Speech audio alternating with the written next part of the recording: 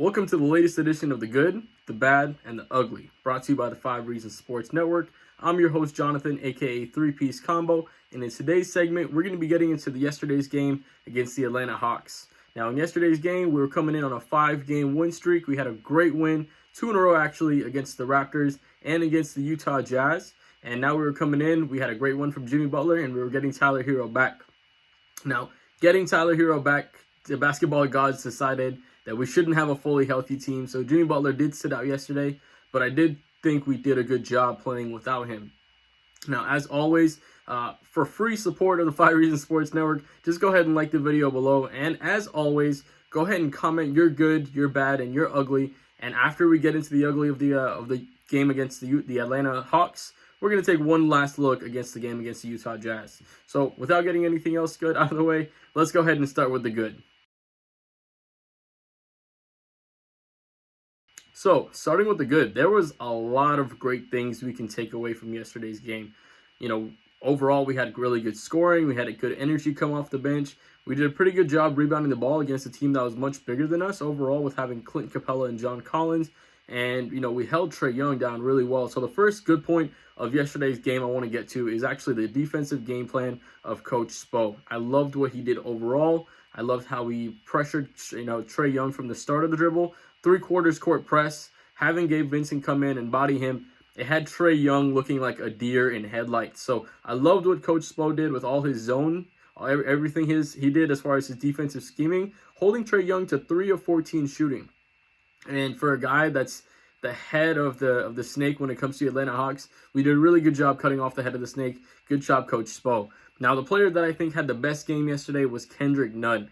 Kendrick Nunn is showing to be a real asset on this team, and yesterday, as well as a couple of other games this season, he's shown that he was the best player on the court. Now, last night, 24 points, and my favorite part, 7 assists. The chemistry that he's developing with Bam in that starting lineup, and how he's able to find these passing lanes with Precious as well, he's starting to become a much better overall well-rounded player, not only just scoring the ball, but passing the ball as well and giving us good defense. So I really liked what I saw from Kendrick Nunn yesterday. He provided great energy. He was hitting, when we went, I think we started the game 3 of 14 from deep, and he had 2 or all 3 of the threes that we had made early. So I loved what I saw from Kendrick Nunn yesterday. Also, Precious Achiuwa, in only 12 minutes of action, 14 points, 7 rebounds, a block, and a steal.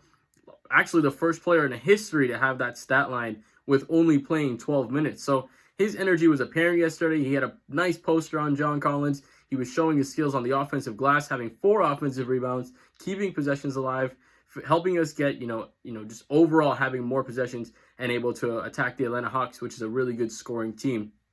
Precious had a phenomenal game. I think he took that benching personally. And yesterday, like Ariel says, he chose violence. He decided that only the violent will survive, and he did choose violence indeed. Now, getting into our other big, Bam Adebayo wasn't the most aggressive player overall as far as the offensive end and looking to get a shot, but still ended up with 16 points, 13 rebounds, 5 offensive rebounds, including that big one in the fourth quarter that he got over Clint Capella, hitting out Tyler Herro for the 3, giving us the lead after the Atlanta Hawks tied it after we had a 14-point lead. So that was a big momentum changer in the game. We would make sure that we didn't go down in the fourth quarter, late in the fourth quarter, and he was able to keep us alive. He did a great job on the glass against a team with 2 bigs and John Collins and Clint Capella. So, give Bam his credit as well. Although it wasn't his most, spectacular game as far as offensive aggression, he did what he needed to do. Getting into Herro a little bit as well. Herro didn't have the most phenomenal first 3 quarters. It was pretty quiet overall. But in the fourth quarter, when nobody else was scoring, Tyler Herro stepped up, and he ended up finishing with 14 points on 4 of 10 shooting. I think 4 of 8 from deep, 2 of 4 from deep. Sorry, 50% still, 2 of 4 from deep, and just keeping us alive in that fourth quarter when we had nothing going. Tyler Herro was that guy going to get his bucket and trying to draw fouls as well. So Herro did a great job. Gabe Vincent, I wanted to get to this guy, man. Gabe Vincent came out, and he showed a grittiness on the defensive end. They say he has 1 steal. I thought he had 2, but he had that phenomenal strip on Rajon Rondo that ended up being an Iguodala dunk, and then also that full court steal when we had him on the full court press. He was just great defensively. He hit a couple of good shots. he's showing his effectiveness at driving to the rim and as being just a multifaceted player that we can kind of throw in there when Jimmy is out to kind of help fill some of those holes that Jimmy left. Last thing about yesterday's game that was phenomenal. Our bench outscored the Atlanta bench 42-9. 42-9. So our bench came in, they did work, led by Tyler Hero and Precious Achiuwa. Iguodala had a great game as well. And overall, it was just a great game. Lots of good takeaways from this game. You know, we're playing Atlanta again on Tuesday, tomorrow. So we'll see how we are able to fare again and if these guys are able to give us these type of performance. But a lot of great things we can take away from yesterday's game. Now, let's get into the bad a little bit because, you know, there were a few bad takeaways from yesterday. We did blow that lead, and there was a couple other small things that we could improve on as well. So let's go ahead and get into the bad. So getting into the bad, like I said, it wasn't overall too much of a bad game, but a couple things stuck out to me that we really could definitely improve on. First thing I wanted to talk about was us blowing that 14-point lead.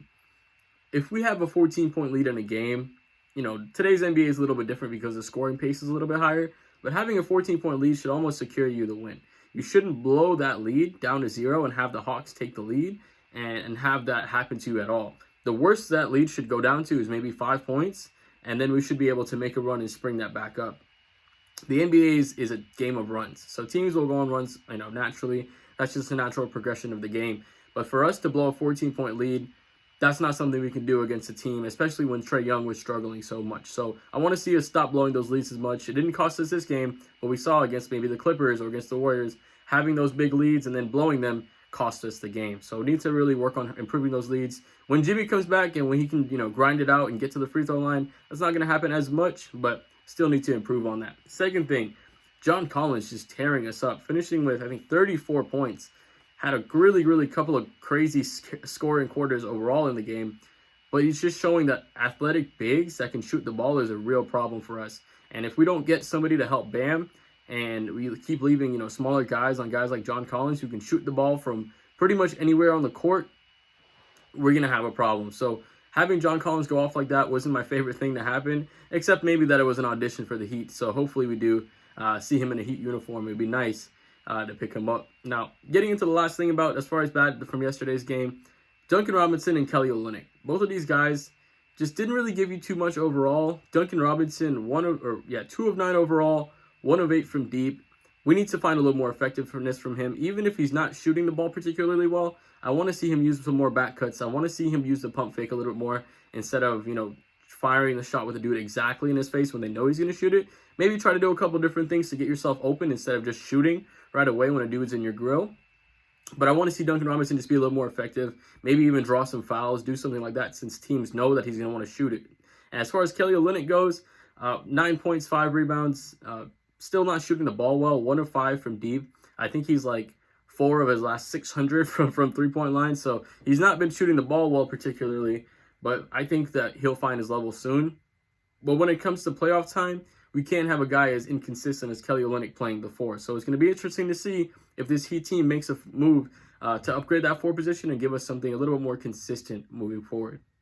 So like I said, not too much bad as far as the bad goes. Let's go ahead and get into the ugly, because there was one really ugly play from yesterday's game.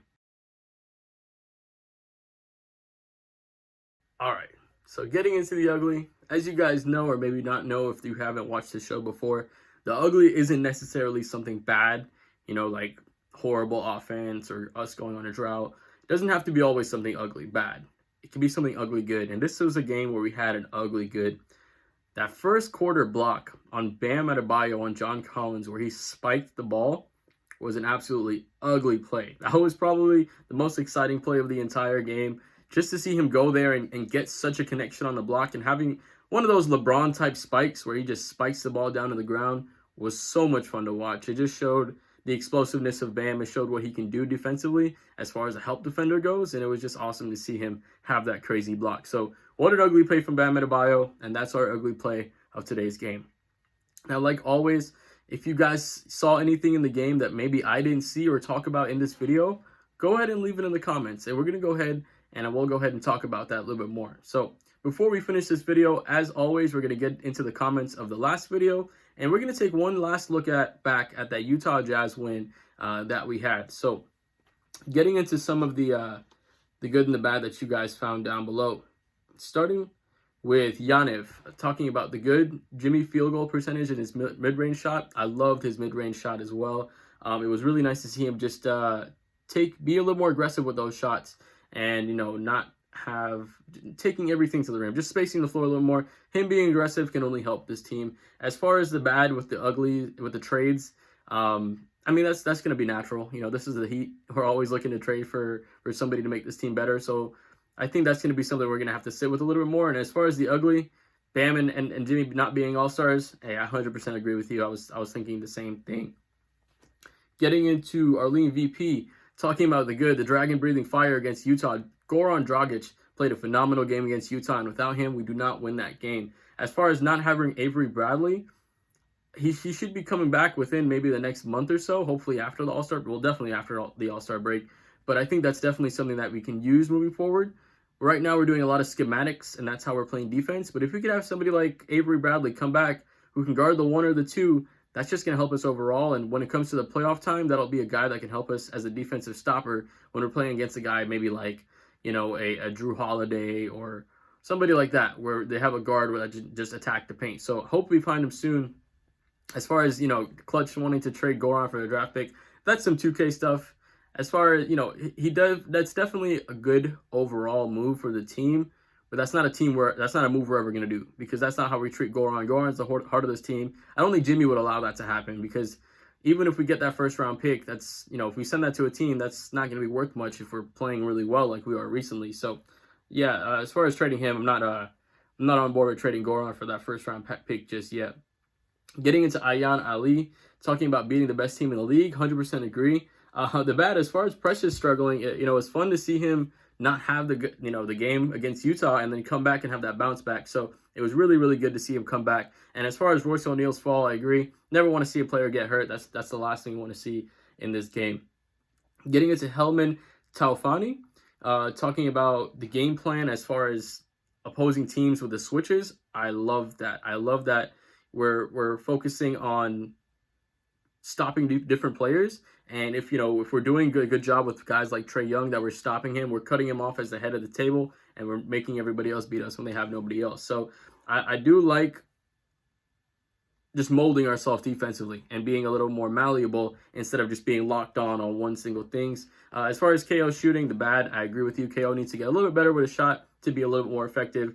And as far as the ugly disrespect in the Heat, I 100% agree with you. The disrespect has been 100% real, and that's not going to change. We're the Heat. Everybody hates us. That's just who we are. You can hate us now, like Jimmy said. So you can hate us now. Getting into Queeters, talking about good. They swung, gave back better the whole game. That was a great game. Utah, swung back, and we ended up winning the game. Kelly Olynyk, like we talked about, bad, and the refs ugly. The refs ugly was, the refs weren't giving us all the calls we were getting. It was better when Kelly fouled out of that game. I do agree. It was nice to see that. Let's see if we anybody else. Young Assassin. We won. We did good. We definitely played well. Drago is a bad man. And the ugly, as far as the Heat making it ugly in the playoffs, Assassin, this is a team that nobody wants to play in the playoffs. This is a team that everybody is going to want to avoid, because this is a team that can go ahead, and like we showed last year, Coach Spo can out-game plan you, and Jimmy and Bam will lead us to the top, and we have guys like Hero and Dragic coming in as well. So, like always, I want to thank you guys all for commenting. I hope I covered all you guys. But yeah, like I said, thank you guys all for commenting. That's all for this episode of The Good, The Bad, and The Ugly, brought to you by the 5 Reasons Sports Network. I'm Jonathan, and I hope to see you guys in the next video, and I hope you guys have a great day.